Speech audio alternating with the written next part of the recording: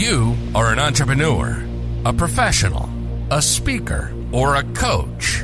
And although you've come a long way, it's time for you to take it to the next level. We've got you. This is the Author to Authority podcast. We'll help you use authority and influencer marketing to build your business stronger and faster by publishing a book. You'll hear from guests that are thought leaders in sales, marketing, networking, communication, social media, promotion, and business leadership. Let's do it. This is the Author to Authority podcast. And now your host, the extraordinary word ninja, Kim Thompson-Pinder. Welcome to the Author to Authority podcast. I'm your host, Kim Thompson-Pinder, and I'm so excited to announce that in August, we will be having the 400th episode of the Author to Authority podcast. And in celebration of that, I have decided to do the top 25 episodes of the Author to Authority podcast for the whole summer. And we will celebrate the 400 about mid-August, so there'll be a couple of episodes after that. And I chose these episodes because they were the ones that I just personally felt were the ones that gave tremendous amount of value, that were going to help you as an entrepreneur, a professional, a speaker, a coach to move your business forward. These were value-packed episodes that are just going to give you action steps that are just going to really propel you to the next level. So I'd love for you to sit back, relax, and enjoy this top 25 episode. Welcome to the Author to Authority podcast. And today I'm very happy and pleased to have on the podcast Claudine Pereira. And you know what? I feel like she's like this kindred spirit. Yes. And the first time we spoke together, our conversation went on forever. Usually, these introductory ones are like about 15 minutes long. And yet, I don't know, I think we spoke for probably about an hour. Yes. And, just such a connection, and we really feel the same way about a lot of things. So that's why I'm excited to have her on the show today. And you know what? We're going to talk about a topic that's near and dear to every entrepreneur, and that's how to sell. But, with this current crisis that's going on, we're going to shift it up a little bit today, and we're going to talk about how do you sell in a crisis environment. Yes. Because there's so much fear going on, and we want to dispel some of that fear. Now, Claudine is an experienced professional business coach and consultant. She assists people with growing their business. Her consistent and captivating approach stretches her clients to move beyond a limiting sense of self and achieve their desired personal and professional goals. She's also an inspirational speaker, a professional at George Brown College is that in Toronto? Yes, that's in Toronto, yeah. Toronto? Yes. MC and international best-selling author. Claudine's passionate about her work and believes that there is no limit. So welcome to the show, Claudine. Thank you. Thank you for that warm welcome, Kim. Wow. And it's true what you said when we did speak for the first time. The time just ran on, and it was almost like we felt like we'd known each other for many, many years. So yes. Great for our relationship. So thank you for having me today. This is wonderful. You're very welcome. So Claudine, tell us a little bit about yourself. So originally I'm from the UK, as you can hear by this funny British accent. And, we grew up very poor in the UK and came to Canada originally back in the 70s with my parents. Went back to the UK to do all my studying, and fast forward to now, returned to Canada in February of 1995 in the dead of winter. No money and 2 suitcases, went to go live with my father in the north end of Toronto, and it was dead of winter. There was snow everywhere, certainly not like the winter that we get right at the moment. So had no job, no money, and in the May of 95, I got fortunate enough and I landed a job at a big green bank where I stayed for the next 19 years. And that's really where my coaching journey began, coaching very large teams across the country and coaching for strong sales results.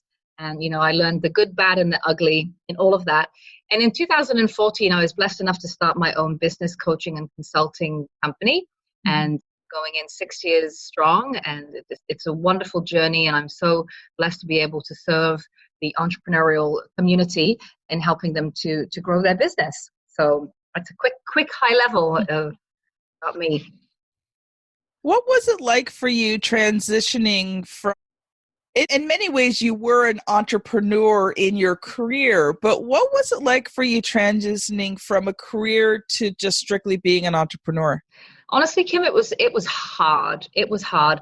And I hired a coach the minute I left the bank who sort of helped me work through some of that mindset stuff, because you really go from being around lots and lots of people every single day to being home alone. You don't have clients yet because you're in growth mode. You're not getting a regular paycheck. So, the mind really does play a lot of tricks on you. Much as I'm pretty strong, I would say it was a struggle. It took me a good full 4 seasons the first year, to really work through all of that muck and transition into the entrepreneurial lifestyle. And I never forget hearing Arlene Dickinson speak in those early days. And she said, you need to have an inside made of Teflon to be an entrepreneur. It's not for the faint-hearted. You need to have grit and you need to have determination, or it just may not be the career for you. Yes. So that really did stick. And fortunately enough, I saw myself through it, and here I am still today. You know what? You are so correct. You have these goals, these dreams, these aspirations to be this entrepreneur. Yeah. And, you think it's going to be this easy road and, no bumps. The road just goes straight up. And then the reality of being an entrepreneur hits, and it does. Like, it stretches you. There are some things in life that stretch you way beyond who you are. I mean, the first is becoming a parent. Like, that is like God's absolutely test of growth for you, right? Yes, absolutely. The first smack in the side of the cheek, parenting. And I mean, here's the thing, and you almost have to think of entrepreneurship as the same way. When you become a parent, there's no getting out of it. You have to deal with it, right? And you have to learn and grow and stretch. And it's kind of the same as being an entrepreneur. Now, I'm not saying that anybody who gives up on being an entrepreneur, or maybe needs to take a break from entrepreneurship, or maybe takes a job for a while they're building their business, doesn't mean you're not successful. I'm not saying that, and I hope nobody would ever feel that way. Absolutely. But, entrepreneurship, you have to be in it for the long haul. That's right. And you have to be able to grow, and you have to be able to develop, and you have to be able to change.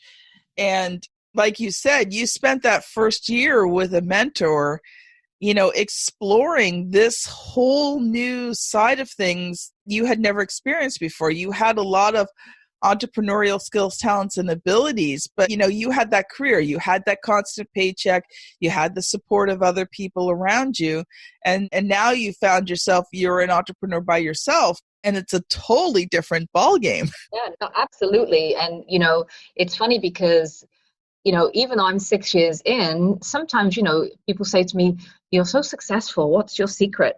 And you don't look like you're fearful. And I said, honestly, we all get fear, and no matter how successful you become, and yes, the business is very successful, but I still do get fearful. I still have to work through these things. And I never forget, I went to a seminar when I first started the business, and the guy drew a picture of a tightrope, and he says, "This is what entrepreneurship is like." And it was a guy walking on a tightrope with pitfalls and some straight lines and then pitfalls. And I was like looking at that going, wow, I was a real creature of habit, used to my paycheck and benefits. How am I going to adapt? But you do because you just love it so much. And here we are again in a time of uncertainty where now we need to switch again. We need to switch and become agile and do another adjustment. Yes. Yeah. Every business has its good years and its harder years, Yes, exactly. 2019 was a harder year for me. Yeah. Yes. I had to make decisions that I really did not want to make. But I'm so glad that I did. You know, I had to step back on some things that I had planned on doing and I didn't do, and really just focus in down onto the key elements of my business. And it was actually a really good thing because I realized I had been spreading myself out way too far, way too fast, and I couldn't handle it all. Yes, no, absolutely. And again, we all fall into that trap of too quickly, too soon. But the one thing that I remind my clients of all the time when we all go through this journey of troubling times, and it hits us all at different various times in our business cycle, is that business is not linear. No. It is not linear. It's not going to be the same all the time. We're going to have the highs and we're going to have the lows, and somehow we need to work on building that interior muscle so that during when the tough times do hit, like now, we are not going to fall apart and crumble, even though it is dire straits and very bad. Yes. Yeah. Yes. So we want to take a look at sales in a crisis environment. And I think both you and I agree that one of the biggest things that you cannot fall into is fear. That's right. That's right. I'm watching a lot of people right now, and not that this has anything to do with sales, but just as an example, is the stock market. Yes. You've got people freaking out because the stock market is dropping. Yes. It always does. Yes. Like, not that I invest in the stock market, but I have studied it a bit. Yes. And the one thing I learned about any type of investment like that is you have to be in it for the long haul. That's right. You can't panic when things drop because they're going to drop. Yeah, absolutely. So again, the thing is with life, even in general, even if you are in a corporate career, that there is no certainty about anything. We always used to say the only certain things in life are death and taxes. And right. And it's true, because really everything else is uncertain. Now, I used to look at my corporate job as this was a solid job. I had a great job. I'd been there 19 years. It's a badge of honor. When really it was no more stable than what I'm doing right now. And in fact, I find myself in a position, and this is what I coach to, is that you are able to control your business much more than if you are working under somebody else's umbrella. That's for sure. That's for sure. Yes. So, Claudine, why don't you share with us a bit of your expertise in sales, and what should entrepreneurs be doing right now in this environment to ensure that their businesses stay healthy financially?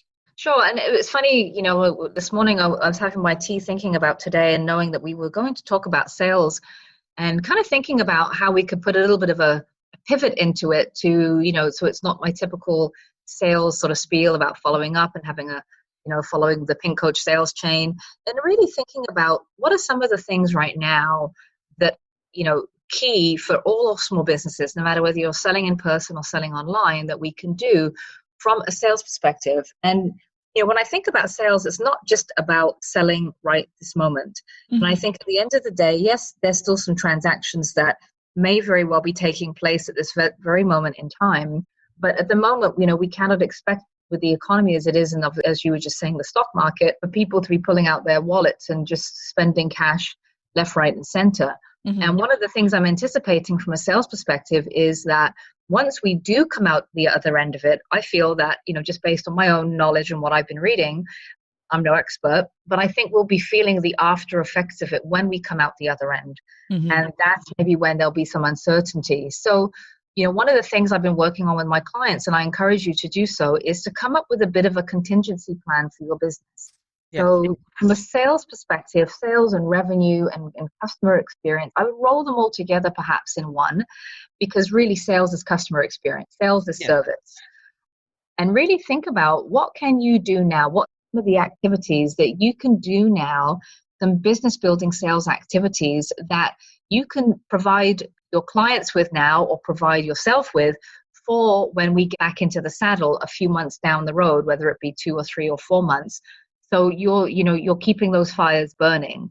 And how can we prevent some of this from happening in the future? So one of the things I want you to think about as you're sitting down to do this, I call it an audit. I feel that small businesses now are under the gun of audit. And if you come from a corporate environment, you'll understand what I mean by that. It's like someone is coming in now and they're saying, okay, universe and, Corona, whoever, they're coming in saying, right, you are being tested, and let's see how good your business is. Let's see how bulletproof it is. to see you through the times when the economy does come back. So, I think that really it's a good time for business. And, of course, I think, what do you mean it's a good time for business? I think it's a really good time for small business. I think that this is the time now where you can make a difference in your industry. You can make a difference with your clients, and not asking for the sale right away, but you're just going to be there. Yes. So what are some of the solutions that you can think about and come up with now in your business to keep the momentum going? So if I said to you, okay, someone's come to me and said, oh, my business is failing, I'm losing clients. It's not, we can sit and cry about it. It is a reality. But my question is, do you want to have a business in the next year? So Yes. this time next year, do you still want to be in business? And if so, we need to put a plan in place. So Yes.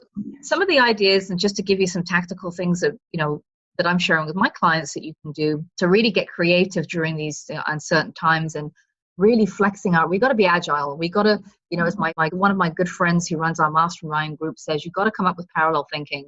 It's Yes. not a time for, every day and letting fear, as you said, take over. We have to come up with some creative things. So think about it this way, a couple of things. Number one, depending on how you sell, if you're selling in person, let's say you're selling clothing, how can you take your business online right now? What can you do to take your product or service online? And not to say that you're going to push it, but let's say, for example, with me, I coach in person. How am I going to continue my practice? And how could I explore various options to take my business online or encourage my clients to take their business online? So what are some of the things you can do? Let's say if you have a bricks and mortar store and people are not walking in, right? Instead of shutting the door and putting the close sign up, how can you move this to where everyone's playing right now? People are playing online. People are Yes. playing in the online platform. And, whether we like it or not, this is the future at the moment. And hearing recent talks on videos and online presence, this is going to be the future. So this is a very good test for us now to take what we're doing and say, how can we move our business to an online platform so we don't completely shut the doors?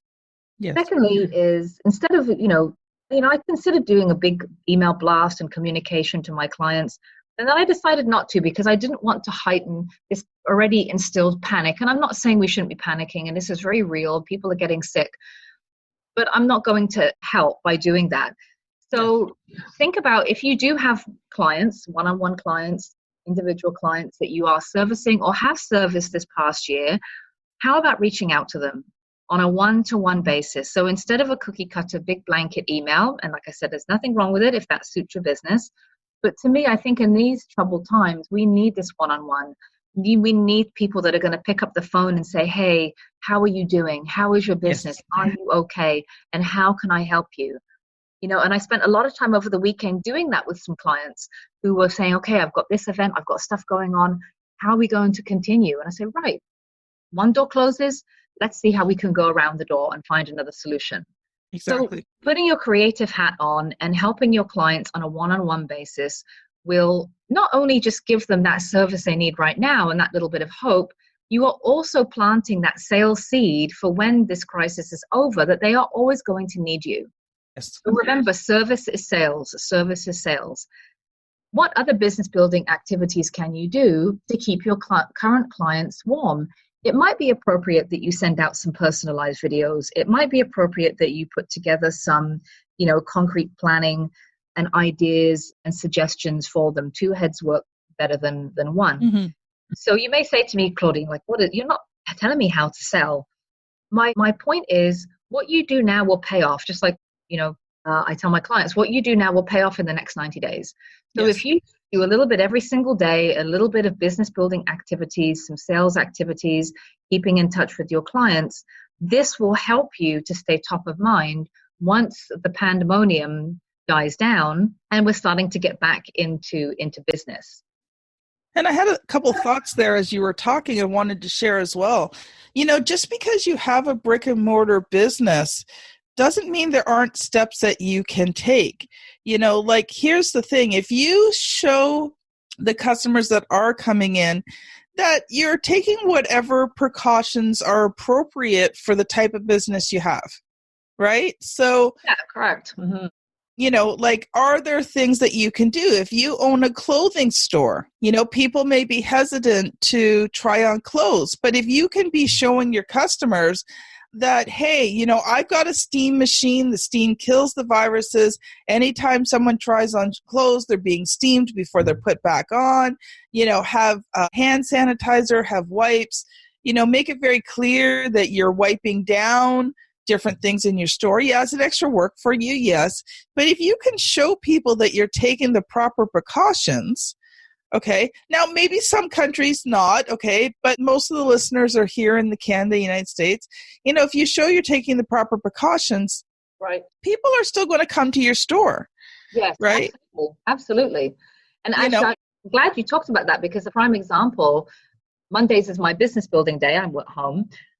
And I always take my break at lunchtime and I head downtown Toronto to my bar class, my pure bar class.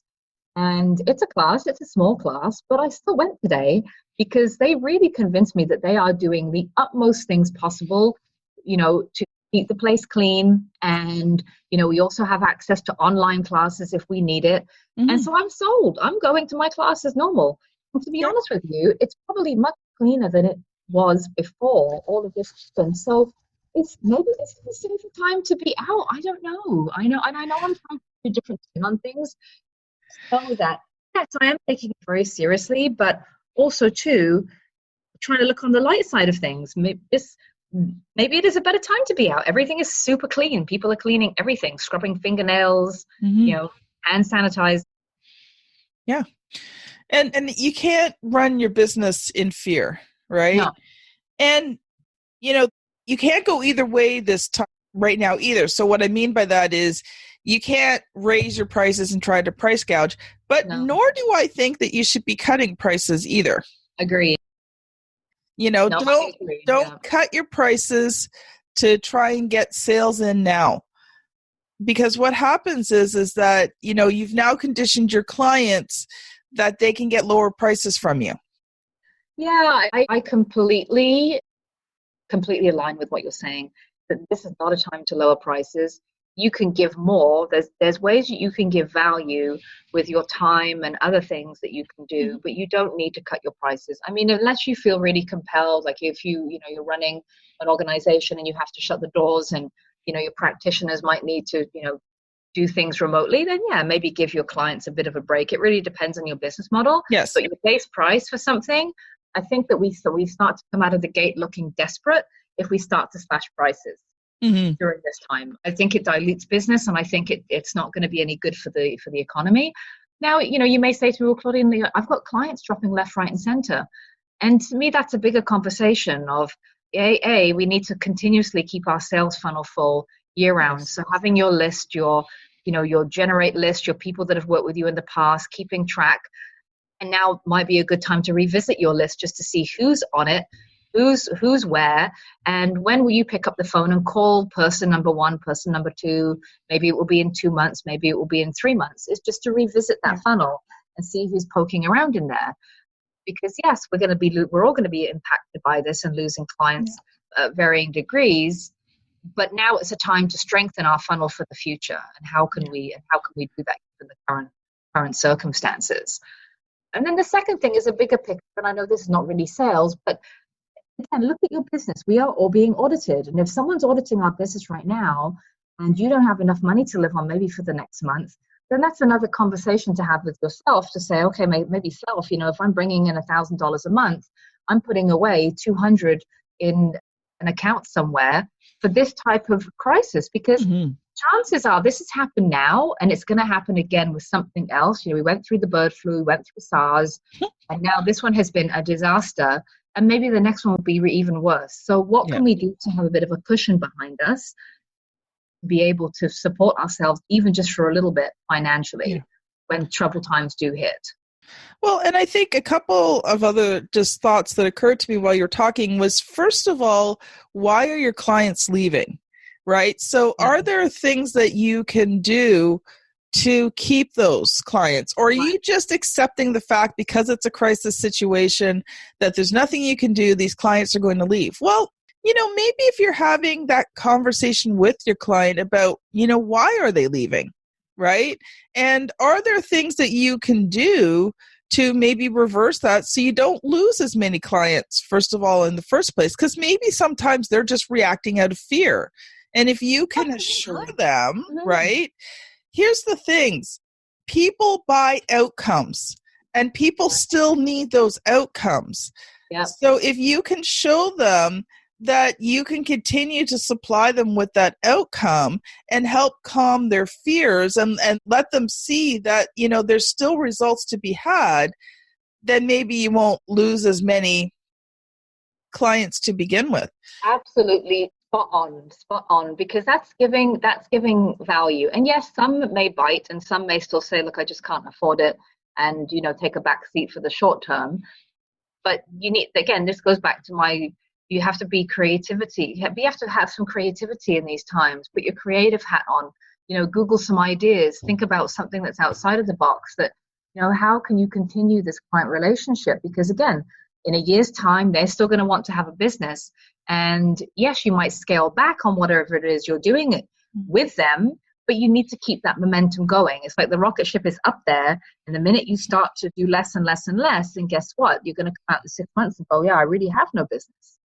So I love this idea, and that is just really giving as much value as you can to your clients at this time, which will solidify the sale when things do turn around. Unless you are in an industry right now where, you know, your product is well needed, like hand sanitizer, let's say. Right?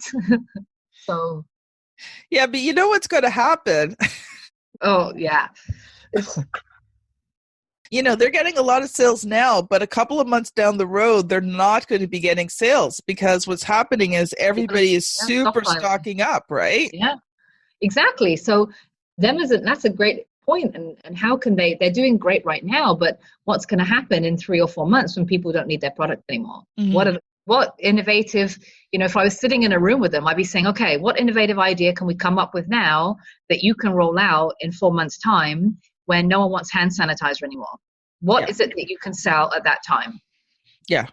So again, there's no, you know, ideal formula, I feel, at this time. I think that, yes, going out with, again, trying to really deliberately sell is going to be an absolute turn off, and I highly don't think that it's the right time or appropriate to be doing that at the moment, because people really are feeling it. But coming from a place of service and building that relationship, because building relationships ultimately will bring the sale. Maybe not right this second, maybe not next week, but in a month or 2 months or 3 months. You know, you just never know by keeping in touch whose life you're going to touch. And then when things are good again, they're going to come back and want to purchase from you in your business. And I think an important point is that, you know, yeah, I think like some of the ways we do things have to change a bit. But by the same token, I still think that you can't be afraid to ask for the sale. Because I think that there's still a lot of people who are not reacting in fear, who are still moving forward in life. So, you know, I think it's a combination of not giving in to fear yourself, still asking for the sale. Again, I mean, sales should never be high pressured anyways. So, no. You know, I don't think things should change there. And if you find that you're getting a lot of no's, then, you know, you are going to need to step up your prospecting and step up and starting those relationships. And I mean, if you can't meet face-to-face with people, like, you know, if one of your main ways of, you know, getting sales is, you know, through conferences and face-to-face networking, then learn a new skill. Learn where people, you know, your clients, your customers hang out online. Start hanging out there. Start learning how to have those conversations online that lead to sales. You know, can be done. You know, I have sold quite a bit using LinkedIn and just developing those relationships, not spamming people, but having good conversations. And, you know, from those conversations, you know, some of them lead to sales. So there are ways of learning how to sell in a different environment. But another thought that I had, if you've been in business for any length of time, you have those really good clients and customers, the ones that money's never an issue for them, who love you, who love what you do, consider, are there additional services that you could be offering them at this time? Every business has those really good clients that the economy doesn't seem to affect. And so, if you were thinking of adding on an additional service, now is a great time to do that and approach those really good customers and just say, hey, you know what? Some of my time's freed up. I was thinking about offering this. You're my good client customer. I wanted to give you the opportunity to be the first one to have it. How can you expand what you're offering to your current customers? Because it is always easier to sell to an existing client than it is to try and get a new client. Yeah, absolutely. You've already built the relationship. And as you said, if they're not crumbling in this trying time and they're still, treating their business seriously and doing everything they can to move the needle forward, chances are they may still be in a position to buy from you something, anything, an emergency session, an emergency something. And so, yes, some people, to your point, some people will still be buying, but you really just got to treat each case very separately. Yes. Very separately. And not with fear. And again, it's the whole fear one. This is a whole other podcast on the whole fear piece, because it is frightening. It is scary. So, what can you do to strengthen yourself against some of that fear that is creeping into our lives every single day? And I think one of the biggest things is to recognize that this too shall pass. Exactly. If you look at it, I mean, even just like for Canadians, when SARS hit Toronto, it was this big thing. And, up till about this year, we hadn't heard anything about SARS in I don't know how many years, right? Exactly. So, it does pass and life does go back to normal. Now, sometimes normal changes. Yes. But it does level back out again. And so, 3 months from now, we will be in the middle of summer. Well, at least starting summer here in Canada. And, a lot of these, viruses and stuff like that will be on hiatus until next fall again. So, there will be another upswing of business. And here's the thing, if you're in travel right now, I know you're being hit hard. Yes. Right? Yes. And here's the thing, though. Once people can travel, let me tell you, you better already be prepared because people are going to be so sick and tired of staying at home. Right. Yeah, exactly. The floodgates will absolutely open. People are not, think about it this way, in the economy, people are not spending money. We're not going out to eat. Yes, we've hoarded a few groceries, but we're not doing anything. We haven't taken our winter vacation. So a lot of people, once the floodgates open, are going to be ready to travel. Mm-hmm. That's a fact. So we better be ready because, again, each industry has been hit differently. But this is your staying power. This is really to see how bulletproof can you be? How much grit and determination can you have to really pull it through in these difficult times? Yes. Right. And what can you do now from a sales perspective that you ordinarily have not had time to do in the last little while because you've been busy with the business? Right. Take that time to do that.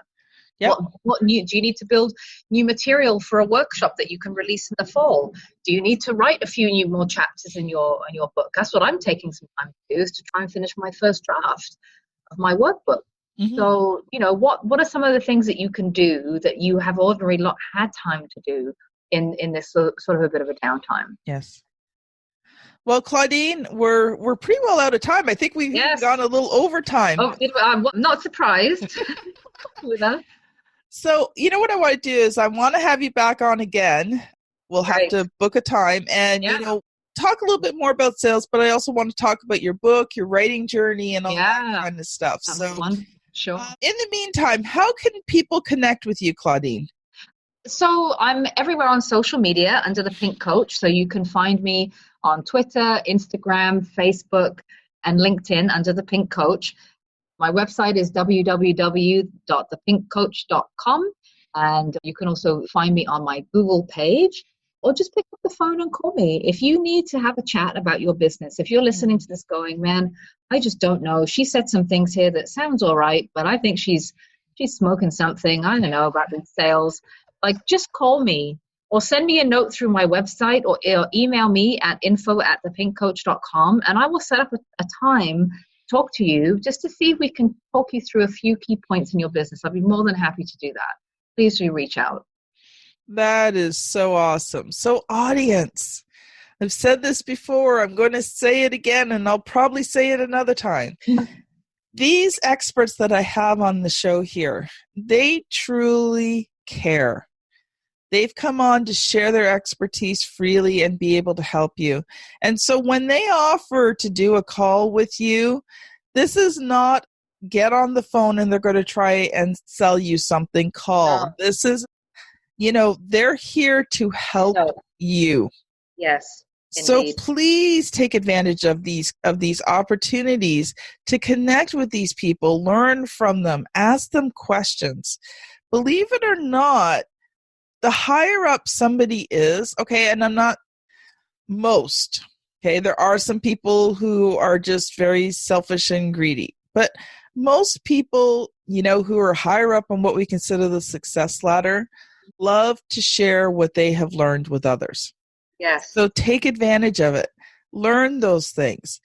I went to a conference when I was first starting RTI publishing, and the speaker there, and it was a free day, like he taught all day for free. Oh. He said he taught in one section, which first of all, like totally blew my mind, and I was fighting it like crazy. But it didn't take long for me to realize that it was the truth, and it revolutionized my business. Yeah. So you never know what one session can do to totally change who you are, how you run your business. Yeah, exactly. And, and to echo your sentiments, yes, we're all talking about sales, and we need to sell to have a viable business.